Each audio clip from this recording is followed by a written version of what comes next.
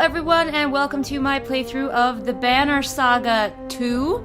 I played the Banner Saga, the first one, all by myself, and didn't really want to Let's Play it. I just wanted to get to know it and what it was all about, but then the Banner Saga 2 came out, and I was like, you know what, I'll Let's Play that. So I unfortunately don't have a playthrough for you to watch of the first Banner Saga game, I'm sorry. I don't know how much this game is going to have to do with what I did in the previous one. It definitely felt like in the previous one that what I did didn't really hugely matter.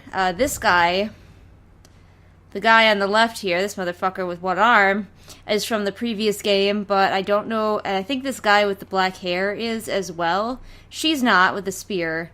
So I'm gonna see how much this game actually ties in. In the previous game, my people had just come together in like a port city, and we fought off some bad guys, and then my characters decided to sail off somewhere. So I don't know what happened to them, but we'll see. So Banner Saga is turn-based. It's like any of those turn-based, grid-based games meets the Oregon Trail. I'm gonna warn you right now that I'm gonna try to have a pretty organic playthrough. I might reload. It's my game at my discretion. I might reload if something goes horribly awry. But in general, I'm gonna try not to reload, even if I accidentally kill off a character that I liked or something like that. I'm gonna try to just keep it organic and live with my choices.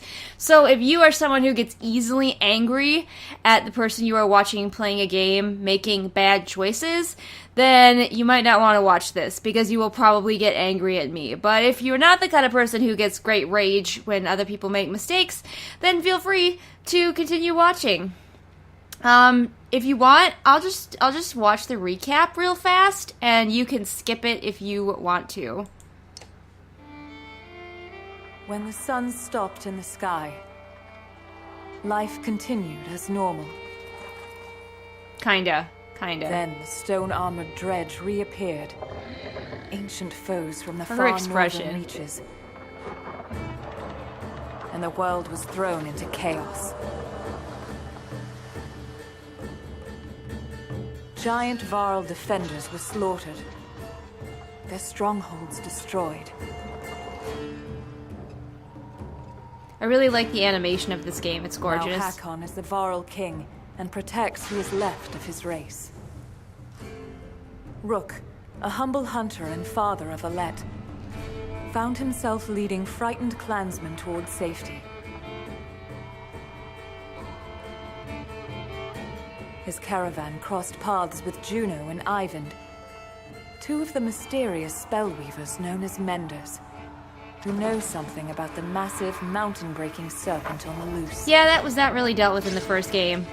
So we'll see if that happens in the second. In Borsgard, a town under the protection of the mercenary leader Bolverk, both Varl and humans stood against a dredge general, the immortal Sunder, known as Bellower.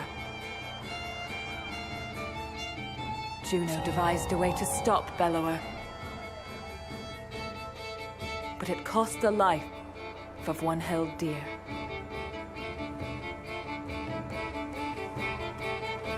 In my version, that was the daughter character. I don't know if it carries over. Continues. But you got to choose between Rook and his daughter, which would fire the silver arrow. And I chose the daughter because she was my best archer, so I was like, she's got this.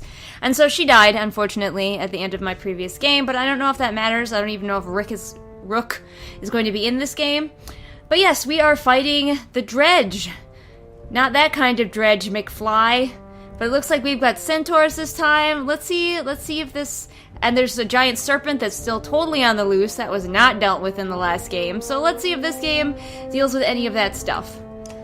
Or not.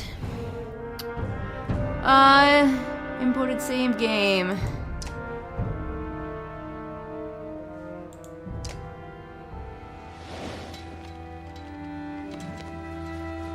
So let's see if my choices mattered. Tíminn líður áfram, eins og straumþung á sem fleytir okkur áfram. Time continues washing over us, moment after moment, like waves on a coast. Some more fierce, more violent than others. So few of my kind, the giant world, remain alive. Even so, I find myself wondering if humans, while able to bear children, suffer more for the loss of loved ones. Several weeks have passed since we slew the Sunder known as Bellower, but the chaos of the world did not wither as we hoped. The world is breaking. And there's a giant snake on the We loose. sail aboard hastily crafted ships for the safety of Arberain, the human capital. But the river curses us with a clear view of the dreads assaulting another hopeless village.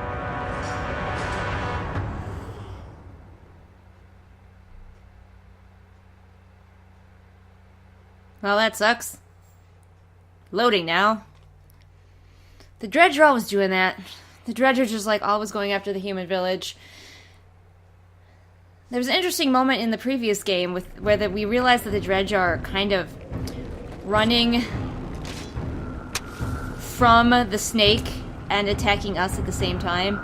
Move away from those glowing rocks! This one's mine! Do I get to control these peasants, or I just gotta watch? Okay. The battle system in this game is pretty cool. It gets a little repetitive, but I'm hoping that there'll be some new enemies. Oh, to the depths with you! Stabbity! Oh, right in the crotch.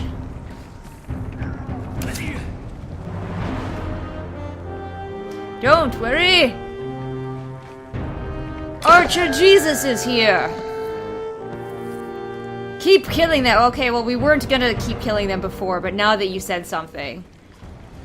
Damn it, Rook! Quit running ahead! Alright, I'm sorry about the tutorial. I understand all this from the previous game. Thank you. Yes, I know how to attack. Going to attack him. Kill him very much. Yeah, alright, I understand. Yeah, I get it. Uh-huh. I understand the armor and the... These are their hit points, and this is their armor points. Armor, hit points. Especially with the Dredge, you have to hack through the armor to get to their hit points. Your hit points are also your strength points, so when you attack, if you have more hit points, you're going to do more damage. And then your renown are both your experience points and your currency. Ooh, you can smash objects in this one. Fancy. Now we're getting fancy.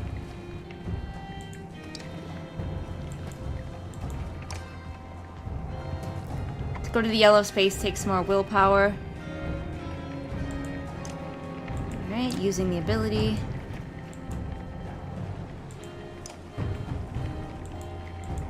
Okay. I am. Pretty sure I am. There we go. Selecting the wrong one. Have to get it right, apparently. Now, in the pillage round, there's only one enemy left, so the turn order is sometimes thrown out of whack.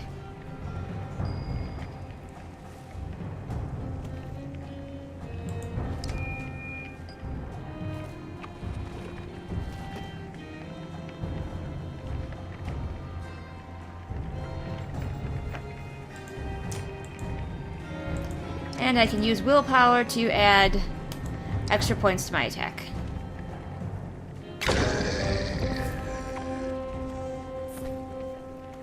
Run away, peasant! Not finished, says Action Jesus as he runs into the woods. Rook. I decided to make Rook in my playthrough. I kind of made him like a really, not necessarily an unwilling leader, but definitely a leader who wanted to do right by his people and took a lot of responsibility. Damn it, Rook! Are you just gonna get killed like 2 seconds into this game? Dumbass. Why would you do this? Why would you do this, Rook? I feel like I'm probably not gonna be able to win this one, but I'll try. I don't know if these battles turn to be really boring for you. Let me know, and I can cut them out. I'll leave them in for right now. Oh, Rook, you got this. You got this, my man.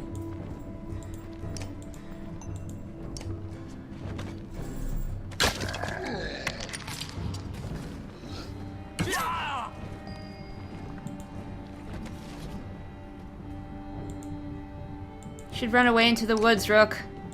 Should definitely run away into the woods. See, we're so fucked. Why would you do this? It's a terrible choice you've made. Still can't even hit him for more than one. That's terrible. Oh well, we'll keep hacking at his armor until I die, I guess. That'll be... That's the plan.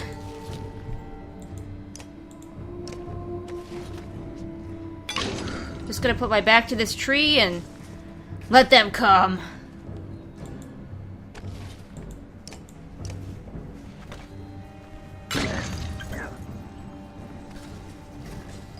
He can't... I don't think he can get to me. Maybe he can.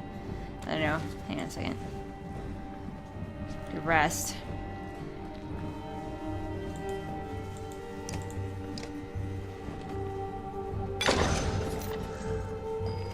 I don't know if I'm actually supposed to win this battle. I feel like I'm not, which is why I'm not like trying to keep his hit points. I'm just amazed he's lived for this long. But I feel like Rook should not live through this battle for being such an idiot and running off here like, yup, definitely got it. Here we go. Here we go. Alright, let's see what happens. If Rook had been able to pull this out, I would have been pretty amazed. Final blow directed at your head is deflected, and giant horns slam into the dredge surrounding you. Ivor pulls you to your feet and away from combat as other fighters in your caravan rush to finish off the enemy. And then Ivor tells me how stupid I am, because yeah, seriously. Ivor moves you past the crowd of worried villagers, ensuring that you can stand on your own. I don't know what you were. He stops speaking as the village chieftain approaches. Elio says, a Varl leader saving a human village from those things. Legends are made of much less. No Varl leader, just Ivor. Those things were dredge, like the stories you probably heard as a kid.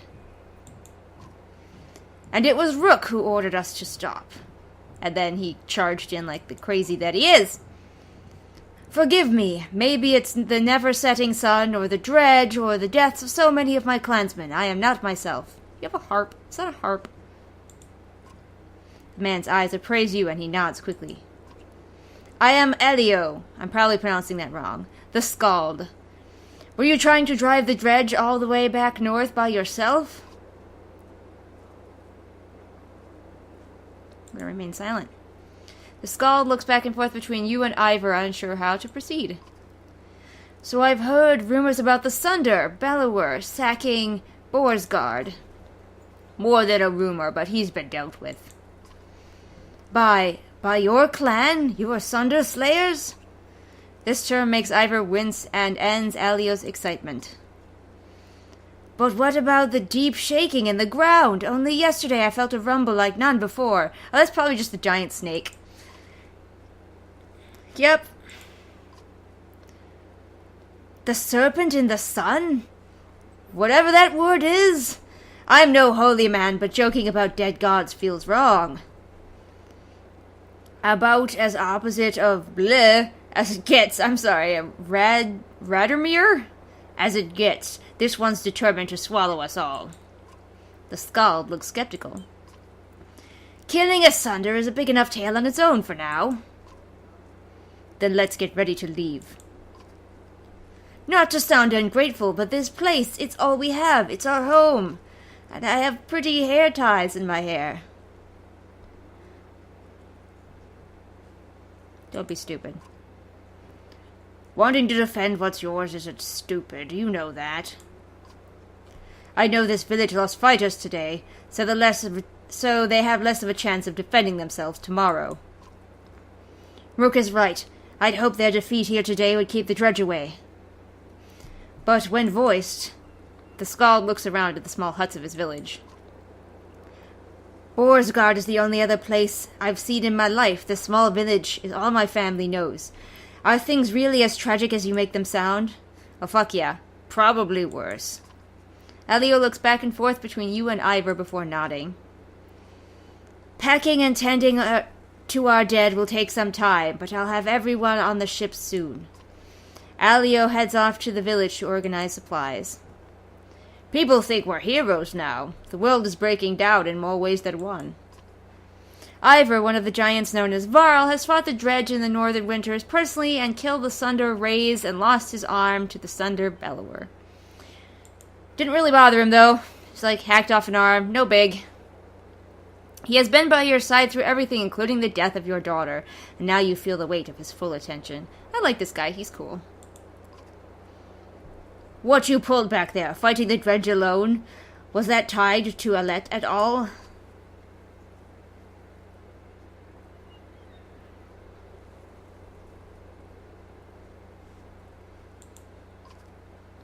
Keep holding it all in, and you'll lose it when the people need you most. Alette was my reason for living after Aldous died. I remember, but make this caravan your reason now. There's plenty more for you to do. There's a cute white-haired lady who you could totally get with. He walks toward the village, leaving you alone with your thoughts.